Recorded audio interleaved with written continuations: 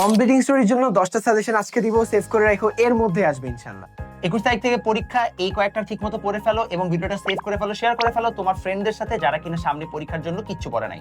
ওকে, so completing স্টোরির জন্য যেই 10টা টপিক আমাদের পড়লেই হবে ফর ট্রেডিশনাল স্টোরিজ, এটা কিন্তু আমরা স্ক্রিনে দেখতে পাচ্ছি, সবাই স্ক্রিনশট নিয়ে রাখো। So as you know, completing story কিন্তু আমাদের দুইভাবে আসতে পারে, একটা হচ্ছে ট্রেডিশনাল ওয়ান্স, আর একটা হচ্ছে আমাদের ক্রিয়েটিভগুলো। সো ক্রিয়েটিভগুলোর ক্ষেত্রে আসলে কোনো সাজেশন দিয়ে লাভ নেই, তোমাদের যদি ফ্রি হ্যান্ড রাইটিং ভালো থাকে তোমরা জাস্ট ইজিলি লিখতে পারবে যে কোনো টপিক, তুমি যেই দিকে স্টোরিটা নিয়ে যাবা ওই দিকেই হবে।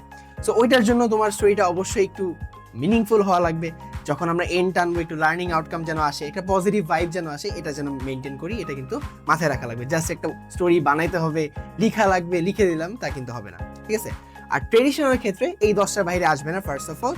সেকেন্ডলি, আমাদের ওয়ার্ড টু ওয়ার্ড কি লেখা লাগবে কিনা। হ্যাঁ, একটা যে কোনো বই ধরলাম, জাস্ট মুখস্থ করে ফেললাম, ওইটা A to Z লেখা লাগবে কিনা? The answer is obviously no. A to Z লেখা লাগবে না, আমরা জাস্ট থিমটা ধরে ওই স্টোরিটা আমাদের ওয়ার্ডসে যেন লিখতে পারি, এটা আমাদের ইনশিওর করতে হবে। সো এই 10টা পড়ে ফেলো, কমন আসবে ইনশাল্লাহ। Best of luck.